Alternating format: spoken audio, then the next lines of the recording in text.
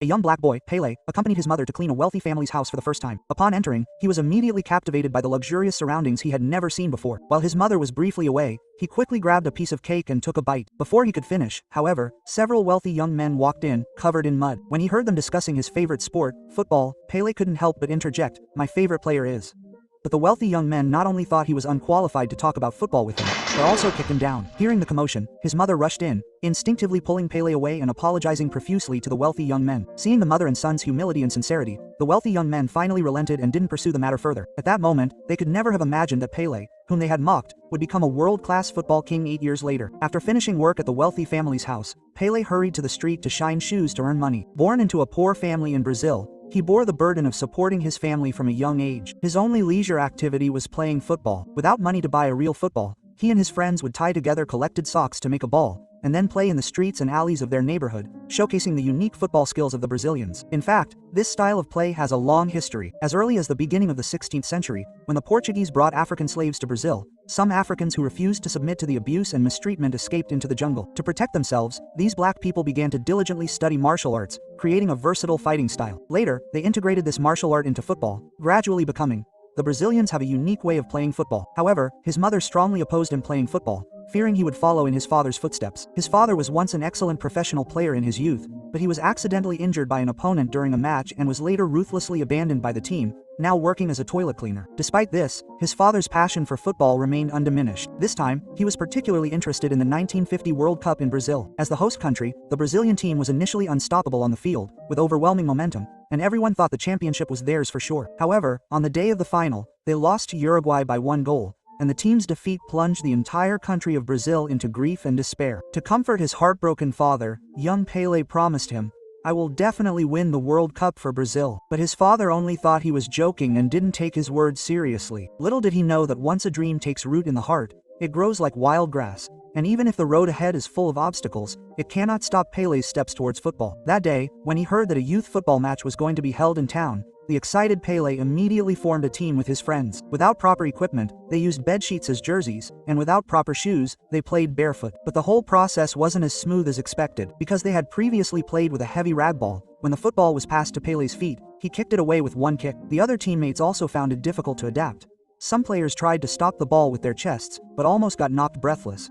Fortunately, these children had strong adaptability and quickly became familiar with the characteristics of football. Coupled with their skillful ball control from daily practice, even playing barefoot, they were able to score goals under the opponent's tight defense, eventually reaching the finals. However, they didn't expect their opponents in the final to be those arrogant rich kids. Because the rich kids mocked them as the barefoot team, they decided to get some decent football shoes. Since they had no money, they targeted the goods on a truck. While the workers weren't paying attention, they quietly stole several pairs of shoes. However, while they were selling peanuts on the street, they encountered the rich kids again. The rich kids not only mocked the boy with glasses, calling him a 4 eyes, but also insulted Billy's mother, calling her a floor cleaner. Unable to bear it any longer, Billy lunged at them, and a fight broke out. When Billy returned home bruised and swollen, afraid of his mother finding out about the fight with the rich kids, he lied and said a school teacher had beaten him. His mother was furious and immediately decided to go to the school the next day to confront the teacher. This frightened Billy, who was already lying. Fortunately, at the crucial moment, his father stepped forward to help him. Billy narrowly escaped punishment. It turned out that his father had witnessed the fight. He understood Billy's character, which is why he didn't stop him. He told Billy not to be afraid to take responsibility,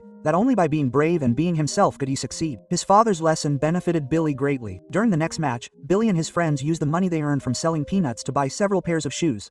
The boys were wearing borrowed, ill-fitting shoes, which were completely unsuitable for them. Shortly after the game began, they were completely overwhelmed by the well-equipped regular team. Just as they were about to give up, Bailey unexpectedly saw his father in the crowd. On the surface, his father didn't want him to pursue football, but secretly, he had been silently supporting him. To avoid disappointing his father, he took off his ill-fitting shoes and closed his eyes to adjust his mindset. When he opened his eyes again, he felt as if he was back on the familiar streets. The football seemed to come alive, bouncing nimbly at his feet. His skillful moves elicited gasps of admiration from the audience. He then single-handedly broke through the opponent's entire defense. His teammates also followed suit, taking off their shoes and playing barefoot, unleashing their passion for the game. Their brilliant performance instantly ignited the entire stadium. With the barefoot team's mochi, tacit understanding, teamwork, the rich kids team completely lost possession of the ball. Soon, the barefoot team caught up to 6-5, but as the final whistle blew, they still lost the game by 1 goal. Just as Bailey was feeling dejected, a thunderous applause erupted from the audience. Everyone started chanting Bailey's name. Although he didn't win the game,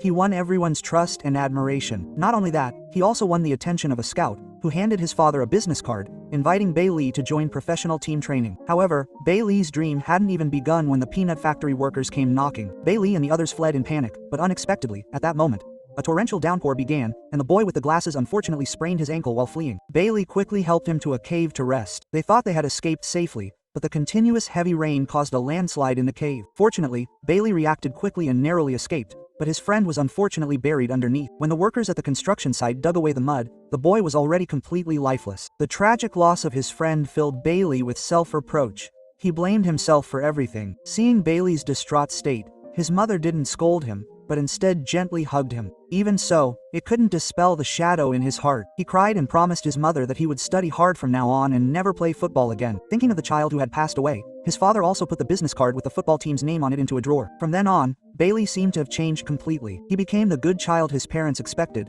actively helping his father clean the toilet every day after school. But the smile that used to be on his face disappeared, replaced by a silence unbefitting his age. To help Bailey overcome the shadows of the past, his father told him under the mango tree in front of their house, "When I was a child, we also had a mango tree at home. Since I didn't have money to buy a ball, I invented a method of practicing football with mangoes. I used the hard ones for shooting and the ripe ones for juggling."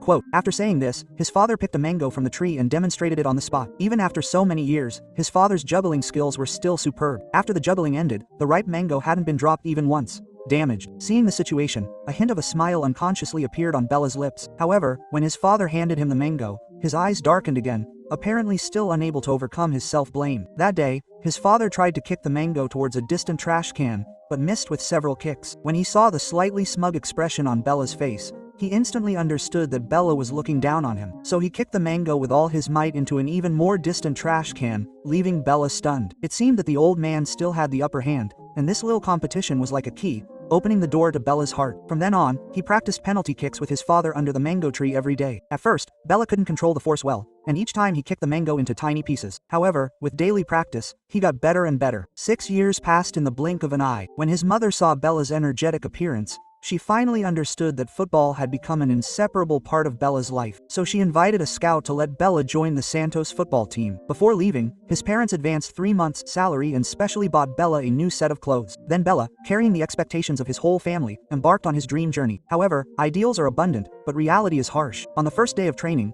Bella's playing style was used as a negative example by the coach, who considered it a rural style. To correct Bella's kicking habits, the coach specially showed him a video of the 1950 World Cup. In the video, the Brazilian players, like Bella, used fancy.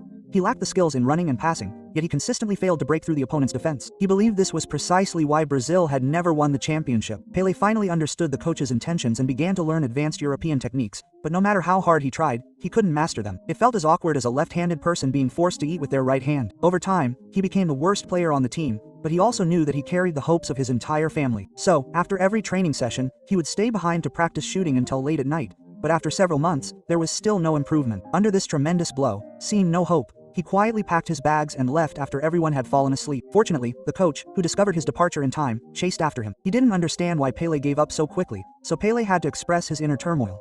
"The coach here doesn't like my playing style, and I can't learn the advanced European techniques. If I don't go home now and study, I'll only end up sweeping toilets for the rest of my life like my father." Quote, to persuade him to stay, the coach explained the reasons behind everything. In fact, the Ginga style of play was originally a unique Brazilian way of playing football. It wasn't until the Brazilian team lost the World Cup in 1950 that people, needing an outlet for their frustration, blamed the Ginga style. From then on, the Ginga style began to be frowned upon by the public, which is why the coach opposed him using it. Then, the coach encouraged him, saying, "Since no matter how hard you try, you can't become what others expect you to be, why not trust your own choices and bravely fight for it once?" Pele's words of lament deeply touched Bell's heart. When he returned to the team, he no longer tried to conform to the coach's demands, but chose to be true to himself. At this time, football, in his eyes, was like a mango. Every move and every moment of playing street football was so fluid. Although the coach was shouting instructions from the sidelines, Bell didn't listen. He first used a Marseille turn to evade the defender, then quickly stopped the ball amidst 4 or 5 opponents, flicked the ball up, and, in the astonished eyes of the onlookers, directly shot the ball into the goal. Finally, his stunning skills earned him the coach's approval. After that, with his unique talent, he rose from the youth team to the junior team. But success didn't make him arrogant. Every night, he would still diligently practice his European-style kicking technique, because he knew that only by compensating for his shortcomings could he go further on the path of football. Time flies, and later, with even more outstanding performances, at the young age of 15, he successfully advanced to the professional team. Even more shocking was yet to come. The season was only halfway through, and he had already topped the team's scoring chart. In just 1 year, he used his team signing bonus to buy his mother the most advanced washing machine in the village and his father the latest model radio. His younger brother suggested using it to listen to the list of candidates for the Brazilian national team next week. However, Bell was only 16 years old at the time, and he didn't have much hope of making the national team. But on that day, the whole family still gathered around the radio to listen. When the radio announced, when Pelé was selected as a substitute player for the national team, his father was so excited that he jumped for joy, and Pelé himself was so thrilled that he almost couldn't contain himself. This meant he would represent his country in the 1958 World Cup, standing on the highest stage of world football. Before leaving, his father gave him a football with his own signature on it and told him, based on his own experience, that he had unfortunately ruined his career because he had wavered in his belief in his own playing style. Therefore, he hoped that Pelé would always believe in himself. After hugging his father, Pelé embarked on his journey to the World Cup, but when he arrived at the national team full of confidence, he unexpectedly encountered the rich kid who used to bully him when he was a child. What surprised him even more was that this rich kid was now a starter on the national team, and Pelé was his substitute. He had always admired the European style of play, and had even changed his name to that of a legendary Italian forward, Mazzola. At the press conference, Mazzola and the coach publicly emphasized that they would never adopt the traditional Brazilian style of play. In the following conversation, the coach also strictly forbade the use of the traditional Brazilian style of play, which left Pelé with no choice but to reluctantly practice the European style of play, which was completely foreign to him. This was undoubtedly like starting from scratch for him. On the field, he was often at a loss, running around aimlessly like a headless chicken. Soon, the day of selecting the starting lineup arrived. At first, Pelé played relatively well, but this restrictive style of play caused him to make mistakes. No matter how he adjusted, he couldn't get into the rhythm, until the ball came to his feet again, and he remembered his father's words. In order to avoid repeating his father's mistake, the next second he began to use the familiar Wren family kicking technique. The angry reprimands from the coach on the sidelines made Pelé feel somewhat disoriented, and unfortunately, he fell from midair, resulting in a serious knee injury. Although it wouldn't cause permanent disability, it would take at least a month to fully recover. Just then, a news bulletin about the World Cup suddenly came on the radio. Since the Brazilian team lost the previous 2 World Cups, their image had plummeted, and in this week's training, someone even used that vulgar street kicking technique, and even caused a knee injury because of it. As soon as the words fell, everyone looked at Pelé in unison. These silent accusations gradually erased the last bit of confidence in Pelé's heart, and planted a deep fear of the Wren family kicking technique in his heart. The time came to the 1958 World Cup in Sweden. 16 top teams from all over the world would compete here in a life and death battle. Pelé also came to Sweden with the team. However, because his knee had just recovered, he could only sit in the Xuxi area and watch the game on TV. In the early group stage, although the Brazilian team advanced to the quarterfinals, the price was huge. 3 of their main players, including Mazzola, were injured one after another and were unable to continue playing. Seeing that time was running out, the coach could only let 3 substitute players fill in. Hearing the news that Pelé was about to play, his father in front of the TV was extremely excited, but the audience was very critical of Pelé's kicking technique, and some even mocked him as a representative of Wren family kicking technique, which made Pelé extremely nervous for a while. As the whistle blew, Brazil, the battle against the Soviet Union officially began. At first, Pelé was disoriented by the strong Soviet players, and his father, watching on television, was worried about him. Fortunately, his teammates all performed well, and they narrowly defeated the Soviet Union by 1 goal, successfully securing a place in the semifinals against France. Although Pelé's knee had fully recovered by this time, he was slow to get into form. In the following semifinal match, he not only played poorly but also allowed France to score the first goal. When the first half ended, as he was feeling dejected, his teammate, Mazzola, unexpectedly encouraged him, saying, "You must pull yourself together. You were once invincible on the field, so brilliant. I believe you can do it again this time." Quote, Mazzola's words made him hesitate no longer. When he re-entered the field, he decisively used his unique playing style, first showcasing a handsome chest trap, then quickly observing the opponent's positioning, and then quickly coordinating with his teammates to rush into the penalty area. At this moment, all the spectators held their breath, and his perfect volley shot instantly ignited the passion of all Brazilian fans, and also allowed the team to regain its confidence. However, the arrogant European audience still booed. In their eyes, this was just Pelé's luck. Next, Pelé's continuous bursts of brilliance began to make the opponents despair. Ignoring the pressure, he once again sent the ball into the French goal, instantly causing the entire stadium to erupt in cheers, and the cheers of the Brazilian fans were deafening. At this moment, no one doubted the ability of this young Brazilian player anymore, and Pelé successfully led Brazil. The team had reached the finals, but next they would face the Swedish team, known as the Nordic Giants. In terms of experience, tactics, and strength, the Brazilian team was at a disadvantage. Even with only 4 days left until the final, the coach stubbornly insisted on using European-style tactics, which was undoubtedly a waste of time. At the pre-match press conference, the Swedish coach publicly humiliated the Brazilian team, saying, "You're nothing but a bunch of passionate amateurs, completely lacking in skill." This statement not only completely angered all the Brazilian players, but even the Brazilian coach stormed out in anger. After seeing this on television, Pelé's father immediately called him, telling him not to be fooled by the Swedish team's tactics. He told Pelé to follow his heart, believe in himself, believe in the Brazilian team, and believe in their proud Brazilian style of play, and they would surely win. This encouragement helped Pelé regain some confidence. When he went to the restaurant for dinner, he found that all his teammates were dejected. To encourage his teammates, he suggested they all try to keep the ball in the air while juggling it to the distant lighthouse. The ball couldn't touch the ground. Initially, everyone was too discouraged to participate, but then Mazzola unexpectedly stood up and joined in. With his lead, everyone else started participating as well. Juggling the ball was a favorite childhood game for Brazilians, and each player could manage a few touches. Soon, they had passed the ball all the way to the kitchen. Throughout the process, they not only forgot the pressure of the match but also the external doubts about them, becoming completely immersed in the joy of juggling the ball. With increasingly coordinated teamwork, 2 powerful long passes sent the ball flying like a cannonball directly outside the hotel. Seeing the goal within reach, Pelé excitedly leapt to catch the ball, but ultimately failed, the ball falling into the water. Although they didn't achieve their goal, they felt genuine joy. This was all witnessed by the coach sitting by the bed, who suddenly realized he might have been wrong. At the pre-match pep talk that day, he abandoned his usual stubbornness, adopting a completely new attitude towards the players, encouraging them to abandon their previous European style of play and freely use their own unique techniques. The next day, the match proceeded as scheduled. Over 50,000 spectators were present, and fans from all over the world watched this great match, which would surely be recorded in sports history on television. Even the King of Sweden was present. Before the match, Pelé wore the jersey his father had sewn for him.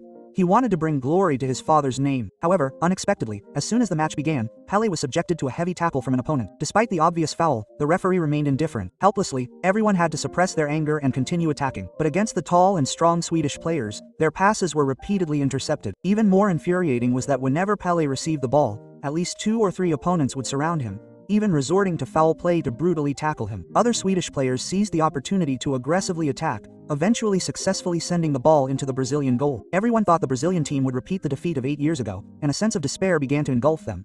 The entire team, and even the Brazilian fans in the stands, were filled with despair. At this moment, Pelé couldn't help but recall his father's teachings. He realized that the deeper the predicament, the more he needed to strengthen his faith and summon the courage to break through the obstacles. Now was the crucial moment for him to prove his family's philosophy to the world. So, when the game started, he decisively used his signature move, the rainbow flick. His agile footwork allowed him to continuously dribble past the defenders, and his skillful play captivated the Brazilian fans, who rose to their feet to watch. Then, like in the previous match against France, Pelé first passed the ball to a teammate to break through, while he waited patiently outside the penalty area. But just when everyone thought Pelé was going to attack, he feigned a shot, allowing the left winger to easily score. This goal not only leveled the score but also restored his teammates' confidence. After the kickoff, the Swedish coach immediately ordered his defenders to press forward, attempting to launch a decisive attack against Brazil. However, they faltered at the crucial moment of the attack, and the ball instantly landed at Pelé's feet. Although Pelé was tightly marked by the Swedish team, his Brazilian teammates, through their coordinated play, managed to get the ball into the net again. This scene stunned all the Swedish players, and the audience was even more incredulous. This wild, unconventional style of play, once ridiculed by European critics, had rendered the Swedish team completely helpless. What followed was the moment of legend. The Brazilian team scored again with their unpredictable and elusive tactics. The Swedish coach was dumbfounded, and even the usually arrogant European fans were left speechless. They had never seen football played like this before.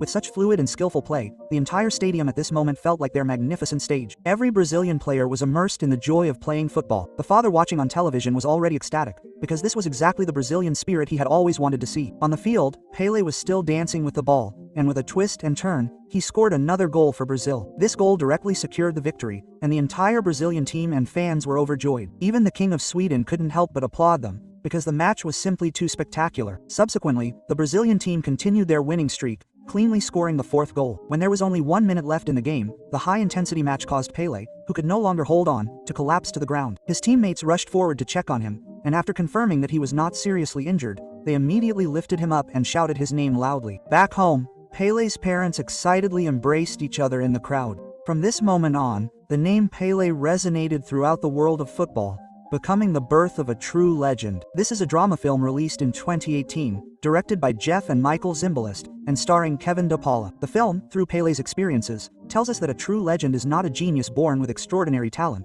but rather how an ordinary person transforms their scars into medals of honor. The film tears away the mythical facade of Pelé, showing us an ordinary poor boy whose knees get injured, who misses shots, and even falls into deep self-doubt after defeats. But it is precisely these imperfection is what gives legend its warmth. The director uses the stark contrast between the cold, desolate slums and the golden light to represent pure joy, and the pale European landscape symbolizes mainstream arrogance. Pelé's rise to fame isn't a typical underdog story of revenge, but a journey of self-discovery and healing. When he performs the move that was once ridiculed on the European field, we see not the victory of a genius, but a young man who, through his unwavering persistence, redefines the meaning of success. The essence of a legend is staying true to one's roots. On the surface, the film expresses a love for sports, but in reality, it tells a story about cultural identity. Pelé represents not only football skills, but also the spiritual totem of black Brazilians, a heritage considered backward during colonial history. His real battleground isn't the European football field, but the choice between conforming and being himself. When the white coach yells at him for his street tricks, he initially tries to comply, but ends up losing himself. True strength isn't about learning others' rules, but about letting the world see your unique language. The moment Pelé conquers the World Cup is not only a turning point in sports history, but also a declaration of national cultural confidence. In real life, we are all playing a game called Becoming Ourselves, and we have all experienced moments of doubt and setbacks. But when our passion is dismissed as insignificant, and our unique qualities are ridiculed as inappropriate, only by staying true to ourselves can we have a better life. That's all for today's movie sharing. Please like, comment, and share. I'm Shark, and I look forward to seeing you next time.